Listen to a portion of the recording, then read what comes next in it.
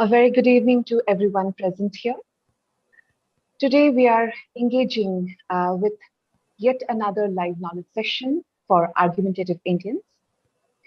And today's topic would be exploring solutions to unemployment crisis in India. Inefficient people or just faulty system? As India grapples with the increasing unemployment rate, especially amongst the youth, the global focus may well be on the Indian story of an economy which is of jobless growth. As of 20th October 2022, India's unemployment rate stands at 7.8%, as the Center for Monitoring Indian Economy suggests. While October recorded a sharp fall in the unemployment rate, indicating a slight growth in employment, this record also comes at a festive season with higher than usual boosts to economic activities. Recent research indicates that the labor force participation rate has also dropped in India. The common perception indicates the underutilization and inefficiency of public sector employees. Contrarily, many significant public sector positions are yet to be filled. Data says that one in six teaching positions and one in five positions in the police are vacant in India, and so is the case for several other sectors, including Indian armed forces and health services. Does that mean that the Indian youth is not skilled enough to be employed? And if it is so, does the Indian education system do enough? Couples with this, the pandemic compelled layoffs that have haunted the Indian private sector as much. Does this indicate a tacit acceptance of private sector fluctuations and an inability of the sector in creating enough job opportunities for the Indian labor force? Mulling over these very important issues today, we at Argumentative Indians are thrilled to conduct yet another live knowledge session on exploring solutions to unemployment crisis in India. I'm Dr. Dibangana, Assistant Professor at Jain Deemed to be University, Bengaluru, your host for today's session. And I have with me today Dr. Amit Basole, Head of the Center for Sustainable Development and Associate Professor, Azim Premji University, Bengaluru. Dr. Basole works extensively on the subject of sustainable employment and jobless growth. His expertise includes labor, artisanal economies, and issues related to unemployment. Welcome, Dr. Basole, and very happy to have you. I would first start by asking you something that would clear some of our conceptions. That is, in the light of the current CMIU record, how do we read and make sense of India's current unemployment scenario? To be more specific, how do we make sense of the record since 2018, which is before the pandemic, and now, which is an economy which is recovering from the pandemic? Thank you. First of all, thank you very much for having me, Dibangana, and to Mayank for inviting me to this series. It's a very interesting series. I'm quite thrilled to see the kind of people that have come and the issues that are being addressed. I think in your summary that you just gave, you have covered a huge number of topics, I think, that are all very relevant to the topic at hand. Now, let me start by answering your question. Let us first give our listeners a way to understand what this number is, this unemployment rate. Right?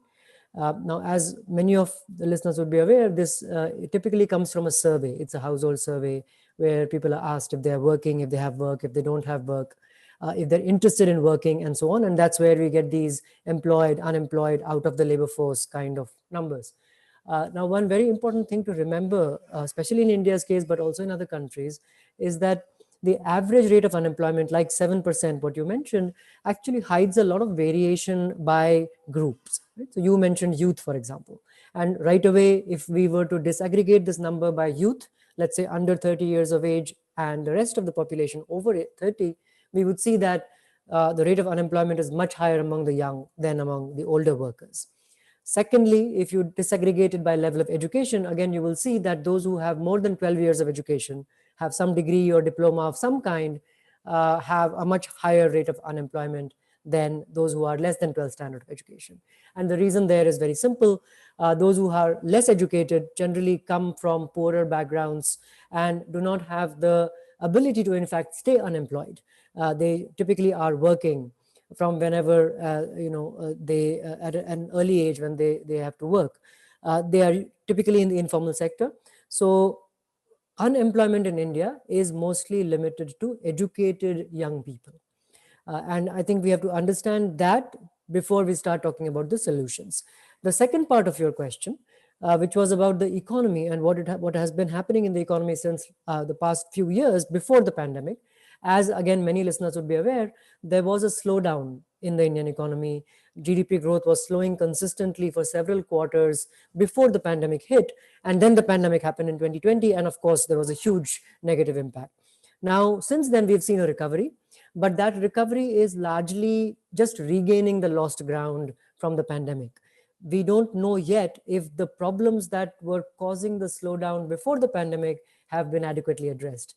And most likely they have not. So we may still continue to see some weaknesses in the economy, including slow growth, which obviously has implications for the rate of unemployment also. Today, the rest of today, when we talk about solutions, I think probably we can think of it in two ways. A long run issue of jobless growth, which you mentioned, that the Indian economy has been seeing jobless growth for many years. This is not a pandemic issue and not a recent slowdown issue. That's one thing. And then the more immediate question of the slowdown that happened before the pandemic and the pandemic itself, they create new challenges on top of old challenges. So we can discuss both in turn. On this, I would like you to, so make our audiences understand a little more that how do we comprehend this idea of jobless growth? How do we understand that? What does it exactly mean? Right. So let's start with what the process of economic growth is. Economic growth refers to increasing GDP or output in the economy, and more importantly, productivity increases, meaning per worker, we are producing more and more value over time. This shows up as increases in per capita GDP, not just overall GDP.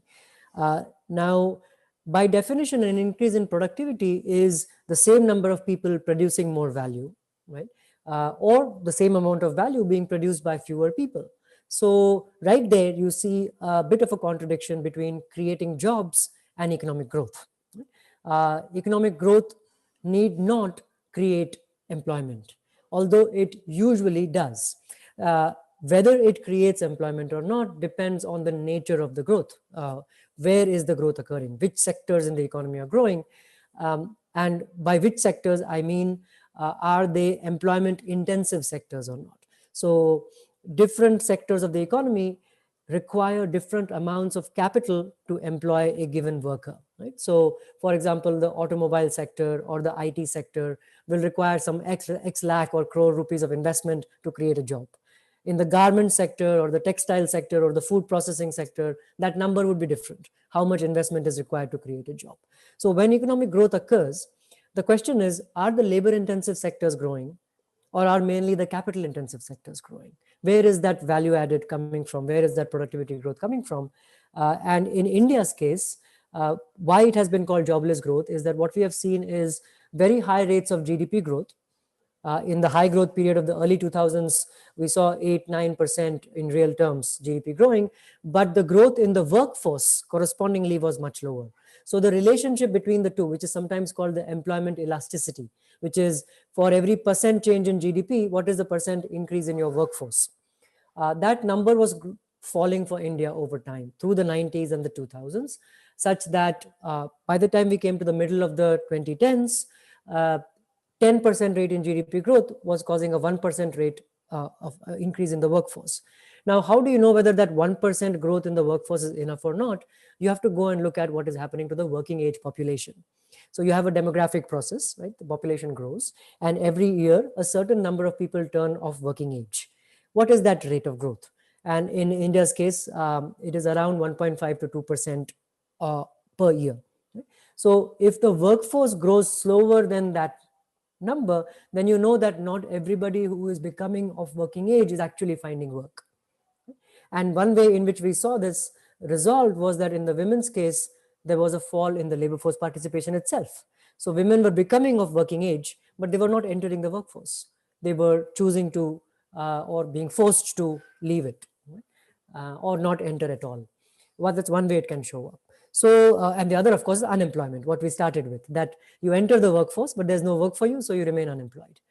So all of these things together, the fact that high growth was achieved, but that workforce growth was so weak, employment growth was so weak, made people characterize it as jobless growth. So, from what you were saying, I would like you to clarify that do we see then this jobless growth more in the organized sector than the labor intensive sector? That's a good question. So if we think of the economy as being, roughly split into two sectors, the unorganized sector and the organized sector. Okay? And by organized sector, we mean firms that are beyond a certain minimum scale of production. Let's say more than 10 workers or 20 workers, depending on the kind of definition you use. And all the tiny firms, the 1 person, 2 person, mom and pop kind of retail stores, other kinds of things, they would all fall in the unorganized sector. So typically we see the unorganized sector as being far more labor intensive, and capital is used to a much lesser extent than in the organized sector. So you are absolutely right that the divergence between growth and job creation is much more clear in the organized sector. And in fact, the unorganized sector is what in economics you would call a residual sector, meaning anybody who doesn't get a job anywhere else gets a job in the unorganized sector by default. This is what I referred to earlier, is that there are many, the vast majority of India's workforce does not have degrees or diplomas. They're not in a position to wait for good jobs or anything like that. They have to do what comes. And usually what comes is either self-employment, or start your own kind of little street vending shop or a workshop or something like that, or it is some kind of casual labor. Construction is a huge employer of casual labor, domestic work, many things like that. These are residual sectors, meaning that there is no unemployment here. By definition, anybody who is in this sector is employed. Of course, there is a problem of very low wages and earnings that we can discuss, which is separate from the problem of unemployment. But as you very correctly mentioned, in the organized sector, we have both things. We have open unemployment, and we have the problem of jobless growth, which is high value added in sectors like finance, insurance, real estate, IT, BPO, even some manufacturing sector, high growth happening, but not corresponding job creation. Right. So, now for India, I think we see a very contradictory picture. On the one hand, we often say that there are multiple public sector positions which are vacant. That can be teaching positions, health services, etc. And on the other hand, we see unemployment is on the rise. Does that mean that we are here looking at a skill gap? Another very, very good question, and it gets to the heart of the question. When you sort of push beyond the obvious, which is okay, people are not getting jobs, then you have to ask why. And we spoke about one, which is that maybe jobs are not being created. So you are getting growth, but it's in the industries where jobs don't get created. And you are raising the second part of it, which is perhaps there are jobs, but there are no people who actually match those qualifications or the skill requirements of the job. And indeed, we know that both are an issue in India, that there is definitely growth occurring which does not create too many employment opportunities. That is true. But on the other hand, there are employment opportunities, and employers will often tell you that they don't find workers who are adequately skilled. Now, in the public sector, what you raised about the vacancies in the public sector, that perhaps is a slightly different issue. We'll come to that. And that also comes from the fiscal pressure on the government to actually finance these positions. So we'll talk about it. But in the private sector, certainly, for many years, we have recognized that the investments that we made in the education sector, and in the 2000s, there was a huge education boom. A lot of private engineering colleges, private medical colleges, other kinds of professional colleges started. in large numbers, and many engineering graduates were produced. For example, many management graduates were produced. However, the quality of that education leaves a lot to be desired, and there are many surveys about this. So in the case of graduates who are coming from not the top tier institutions of India, we're not talking about the IITs and IIMs and the central universities and so on, but the many, many thousands of private colleges, their training has simply not prepared them for the private sector job opportunities in accordance with their aspirations. So this caveat is very clear, because should be very clear, because they can always get a job somewhere, but it will not pay what you expect to be paid, given that you've got an engineering degree or a management degree. So you expect a certain aspirational position. That employer doesn't think that you are qualified for that position, and that employer doesn't want to bear the cost of training you. Right? Now, there indeed are many private employers in India who address this skill gap by providing training of their own. Right? Many IT companies have huge training facilities. They have taken it for granted that fresh graduates will not be job ready. So they put them up somewhere, they'll put them in Mysore, train them for 3 months, 6 months, whatever, give them whatever it takes to get them job ready. Not all employers can afford such training. Many of them are small employers. So for them, the skill gap is a very real thing. The one last thing I'll say on the public vacancies, I think the public sector jobs are of course in huge demand always, because they are secure and high paying jobs. My sense is that many times, two things happen. One, either the budget exists and the capacity to spend it properly doesn't exist, because you need a certain kind of capacity of governance to actually enable the hiring and the matching of people and all of that to occur. And the second is, often the money is simply not there. These positions have been sanctioned, but the money hasn't come in, and so forth. So even if the local officials know that the PHCs don't have doctors, or the primary schools don't have teachers, their hands are tied. They don't have the finances to actually hire those people. Right. And I think particularly we can say for teaching positions, since we both are in that, that creates a lot of loophole for the contractual part of contractual employment, which has its own lopside. If you would like to comment on that. Right. So this is a very significant issue in many sectors. Education, of course, you mentioned, but certainly not limited to it. That we have seen a growth of salaried work that is precarious. So in the kind of old way of thinking, we used to think of salaried work as good jobs. These were permanent jobs of some kind, or at least if not permanent in the government sense, you had some benefits. It was difficult to just arbitrarily dismiss people and things like that. So there were these protections and so forth. In the last 10-15 years, we have seen a huge growth of salaried jobs, where you get a monthly salary, but you don't get much more. Maybe you get provident fund or some one or two other benefits, but it's a very precarious job otherwise. And the scale of pay is also quite low. Teachers may get as low as 5 or 10,000 rupees, 15,000 rupees, that kind of thing. Everybody knows about security guards. There are so many such positions that have come about. Now, these are, one can ask, so what is wrong? These jobs are being created.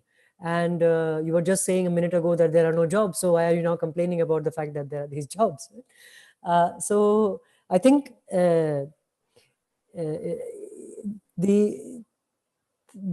problem here is not that jobs are not being created. They are being created.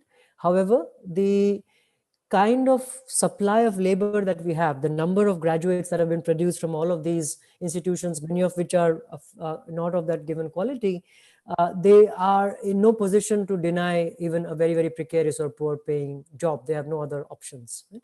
So the policy challenge here is to create decent jobs in large enough quantity that workers are not forced to accept jobs with very bad working conditions and very bad pay, whether that is in garments or in teaching. This applies to so many different sectors.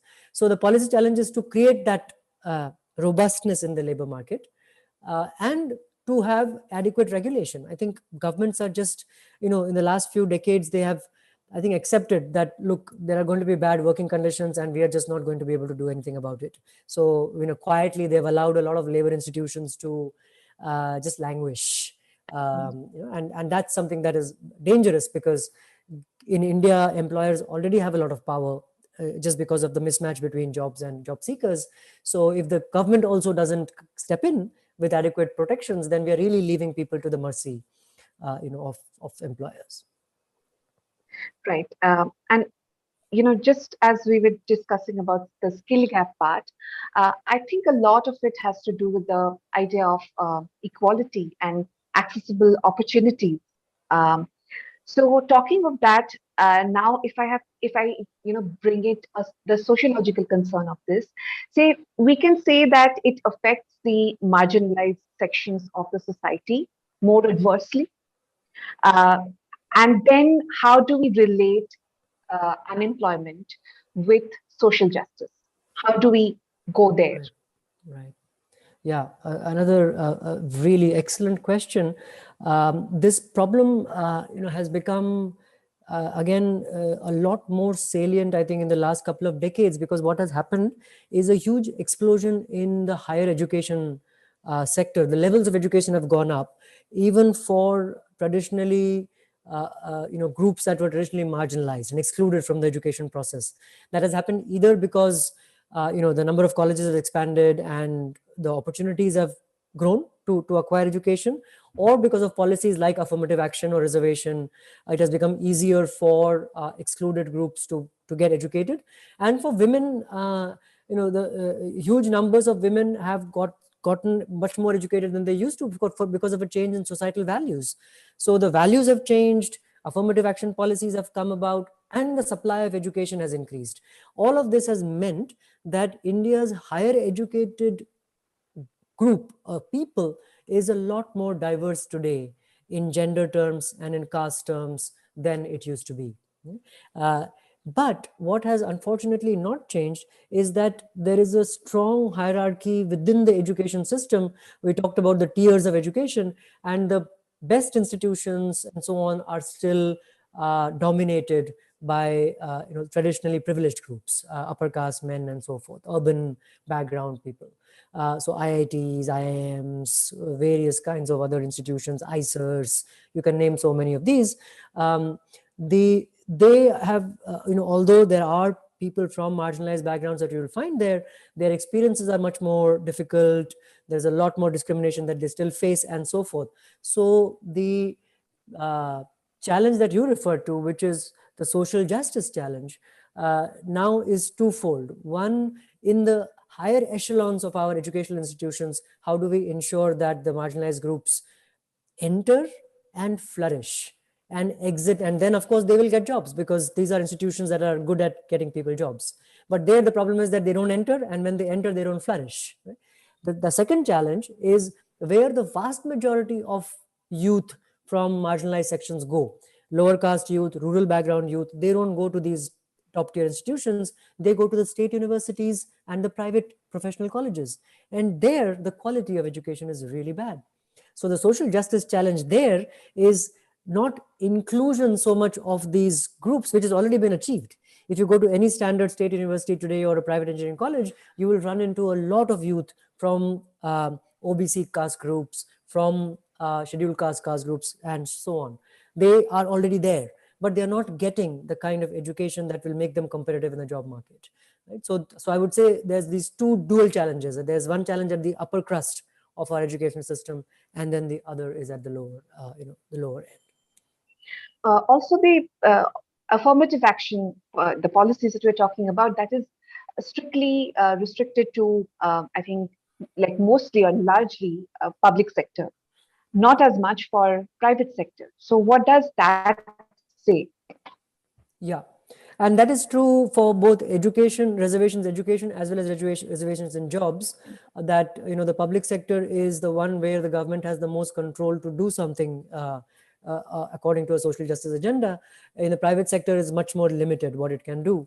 Now, I think the reservations in the private sector is a very complicated policy issue. It has been proposed from time to time, but there's of course, a lot of concerns. And I think that's on the whole going to be very, very difficult to do, both from an economic and a political point of view. However, I think the public sector has an important role to play here in both cases, education and employment. So let's talk briefly about both. In education, we know that public sector education, not only because it has reservations, but also because it is affordable, is still a very, very important ticket to a decent job for people from marginalized groups. So under investing in education is a huge mistake.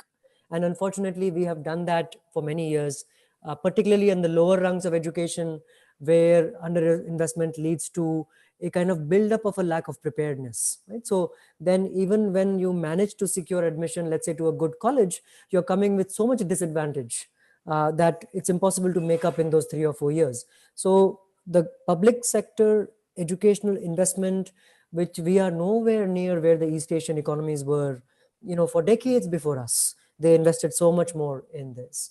That we need to do very much. And the public sector has a big role to play there. And in employment, what you referred to, which is all of these, we know that there are public goods that the economy needs that we are not providing.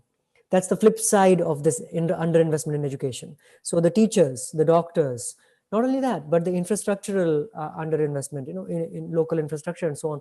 All of these are actually jobs, looked at it from another way, right? They are providing of services and goods, yes, but there are also jobs that are needed to provide them.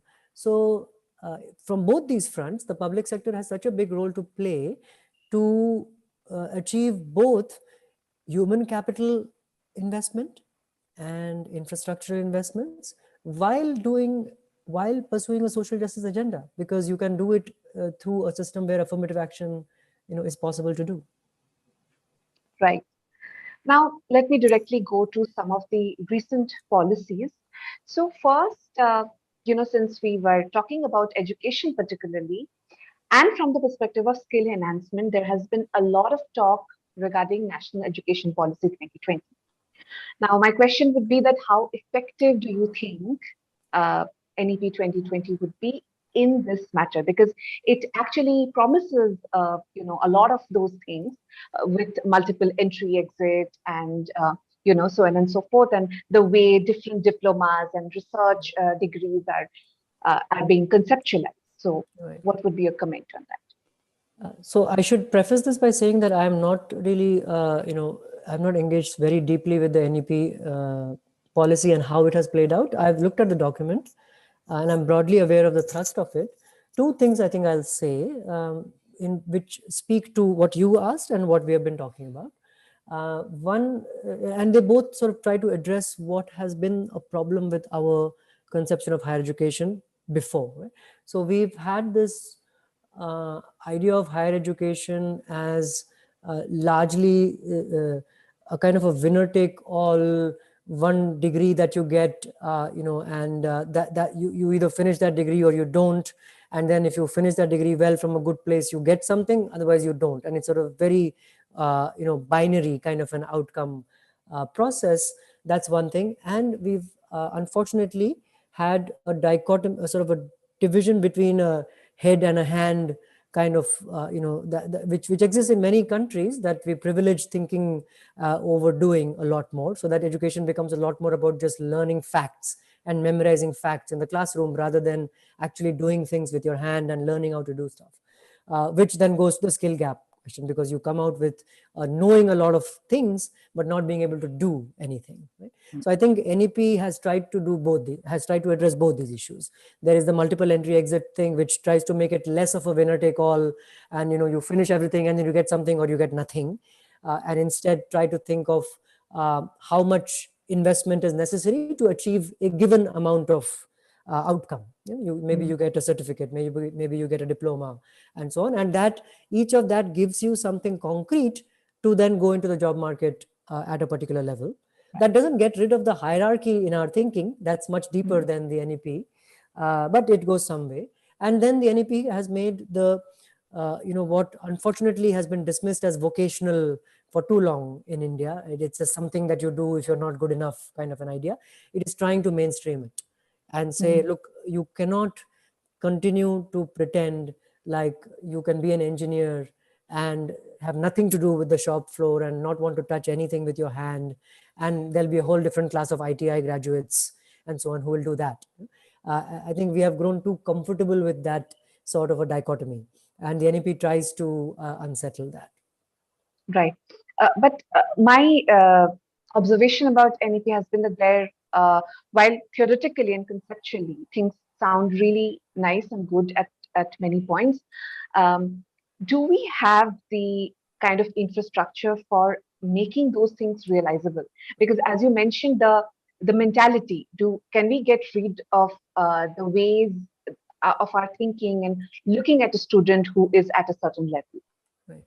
Yeah, I think that's of course the really the key question, because it will, on paper, whatever it says, it won't work unless we figure out how to make it work. And I don't have really the depth of knowledge to say anything very much here. I'll just say one thing, which was an interesting, during COVID, we were doing some consultations with various people, including small business owners and so on the difficulties that they were facing. And some interesting tidbits came up, which are actually relevant in this context. So one small business owner was saying that, look, one of the ways we are trying to give back to the community is that we have set up these internship and apprenticeship programs for local youth who meet a certain educational bar, and then we give them space in our firm to teach them something. We can't promise them a job necessarily, but we can still impart some skills. Right? So that made me think that I'm sure this sort of thing goes on all over the place, but it can, and other countries too who have experimented with it. There are many small and medium enterprises all over the country which will benefit from availability of a certain amount of labor that is cheap, and in return can impart some practical training. Right? Indeed, in the informal sector, this is how people get trained. Right? There are no certification and diploma programs. You go, you get apprenticed somewhere, and you learn a skill, and then you do that thing. So I think in NEP, if we are to make this practical part a success and actually create a national ecosystem of apprenticeships and internships that bridge that gap between what is going on in the classroom, and then when you come out, you're not totally unaware of how things actually work. We will need an ambitious vision here, and we have I think we have the resources. It's a matter of matching, getting people on board, getting maybe SME associations on board, and finding that way of meetings to, and this will work, I think, because a lot of students are not going to turn up their nose at this. They are not the kind of people who say, well, this is not for me and I'm just going to go and get this desk job. There are the people that we were talking about who are coming from marginalized backgrounds, who have gotten an education. They actually come also from a cultural background where they don't necessarily associate this with like, oh, this is below my station or something. Now this goes to an interesting aspect of caste in the Indian Right. economy, and I think what has unfortunately happened is that this sort of upper caste prejudice has got codified in the education system, and now it's very hard to remove it, Mm. because from the upper caste point of view, anyway, you wouldn't want to do anything manual, and from the lower caste perspective, it's been stigmatized. So escape from that stigma lies again in a desk job and a white collar job. That's a very bad equilibrium to be in, because then everybody would want a white collar, and I know that I'm sitting here doing a white collar job, so obviously, with what face can I say it? But it seems to me that it's a difficult issue, because everybody will want that where you cannot create enough number of jobs, and the economy needs many other kinds of jobs. So I think the NEP is trying to do this, but as you said, it will live and fail by actually creating those opportunities. Right. Talking of another very important policy and the recent emphasis on Make in India. Now, a lot of times find it as a nationalized version of entrepreneurial spirit. Can we see this as a sustainable employment model? And if not, how do we realize then the sustainable employment goals in the country? Yeah, so this is the really the key question. Make in India, should be seen as a part of a policy matrix focused on manufacturing, right? And Mm. manufacturing has always had a very special place in the thinking on economic development, because it is supposed to be a sector that both can create jobs in large numbers in the labor intensive parts of the manufacturing sector, and it has spillover effects on other sectors that improve productivity growth overall. So most of the economies that we know have undertaken a successful route to structural transformation have become middle income countries, uh, who were poor countries and then became middle income countries like Korea or China and so on, have done it through the manufacturing route. And that is why Make in India, PLIs, all of these things we have been trying. What we have not succeeded in is actually creating sufficient number of manufacturing jobs. The share of the manufacturing sector in employment has stagnated in India for decades. We just haven't managed to do it. So the question then is, will services step in where manufacturing failed? And this debate has been going on for several years now. Can India take a services route? Right? Now, we were, of course, very successful in converting IT BPO into a major export industry and so on. But in terms of the number of workers it employs, IT BPO is small, and it can't really do the job that we expect it to do on the employment front. So it's a very much an open question as to how a large economy like India is going to solve its employment problem. There are people who believe that the manufacturing moment has passed. So Make in India might do something. Maybe it will create some competitive manufacturing sectors, but it's not going to create jobs in required numbers. There are others who believe that there is no option to manufacturing. So we have to somehow make it work. And we don't know what the answer is. Right. Now, this brings me to one of the very crucial macroeconomic aspects and talking about stagflation. And that is, as we understand that both where there are rising prices in the one hand and high rates of unemployment. How do we place India with respect to stagflation? And I combine this question with respect to how various kinds of economic crises are unfolding. Say right now in United Kingdom, we saw that in Sri Lanka. So where do we place India?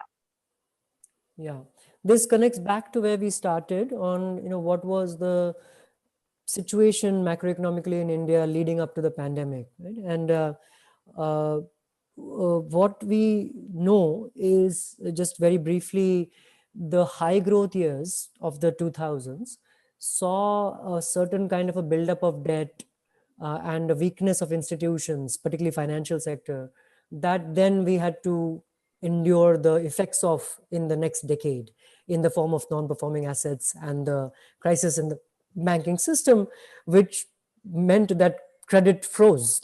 People were not willing to lend, and firms were not willing to borrow. There was this twin balance sheet problem, so-called, with the banks and the firms. A lot of that did get resolved, but only at the cost of reduced investment. So in India, private investment has been weak for many years now. And when investment is weak and public sector or government spending is also constrained by fiscal either the FRBM or other kinds of debt, just a general debt GDP ratio and so on, you get stuck because neither of the engines are running. The private sector investment is also not picking up, and the government also can't really do much. So you get the stag part of the stagflation, which is low growth. And then because India is an oil importer, gold importer, and it generally is not, it has had persistent current account deficits over the years because our export earnings are always less than our import needs. We are a vulnerable economy.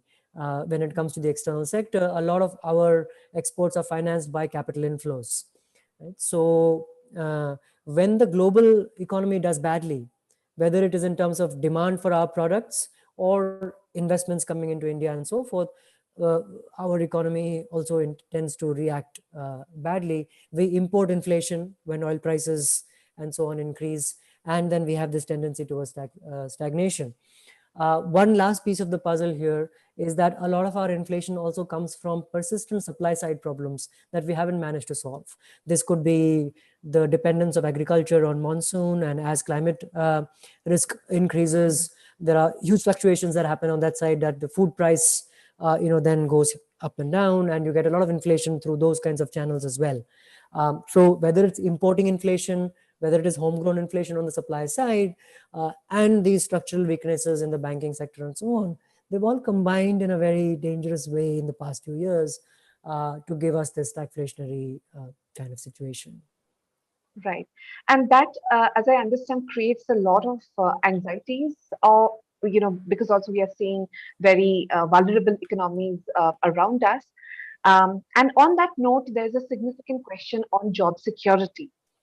And my final question to you would be, now at this point and amidst this kind of anxieties, we see a scheme like Agnipath.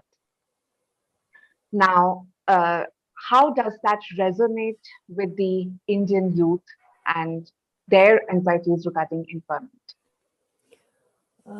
See, these kinds of schemes are, they make sense in a limited way, perhaps politically, perhaps as an immediate solution to some kind of a problem that you're creating some number of jobs anyway, even if they are temporary jobs because the public sector is so hugely pressured to create jobs in India. And we keep hearing all of these, so many tens of thousands of applicants per post and all of that the government really feels the pressure, but they can't be sustainable solutions to the employment problem. Something that we haven't actually mentioned in our episode is that the private sector will remain a key part of India's employment solution. In such a large economy, the government can't be expected, no matter how much it employs to solve this problem. Right? So a scheme like Agnipath maybe makes sense in a very limited context to solve a particular problem. It could be a political problem, it could be an economic problem, but it is not a sustainable solution to the unemployment crisis. Surely. There is one question in the chat box, if I may take it. It says that does international trade have any role in bringing jobs? Yeah. Yeah, that's right. Should I just address it? I can see it yes, here. yes, yes. Yeah. So, there are people, for example, Arvind Subramaniam has argued this point very strongly, that we have actually underestimated how successful India's export performance has been. We tend to think of India as largely a domestic demand driven economy. And, we've always had this history of import substitution, inward lookingness, protectionism, and so on. But in fact, exports have been good for us. They've served us well. And going forward, there is certainly a view out there that compared to the domestic market, it's the world market that really we should be looking to fulfill, to grow. Even if you're talking about manufacturing, you can sell far more to the world than you can sell within India. And that is true in a raw number sense. The world market is much bigger. Investment coming here can certainly take advantage of lower wages and so forth. However, the key part here is, do we have the institutional robustness, the infrastructural maturity, and so on to actually be competitive in the global economy? Right? And there we have pockets of competitiveness. Certain sectors have shown that they can do it. Automobiles have shown it, pharmaceuticals have shown it, right? But many have not. And unfortunately, the labor intensive ones have not. So garments and other things like that. There, Bangladesh and other economies have far more been successful at leveraging trade to create jobs compared to India. Right. So it was wonderful talking to you, Dr. Basole, on such an important issue that I think is a matter of concern for a lot of us, including you and me sitting talking here. So thank you so much for joining us. It was great talking to you.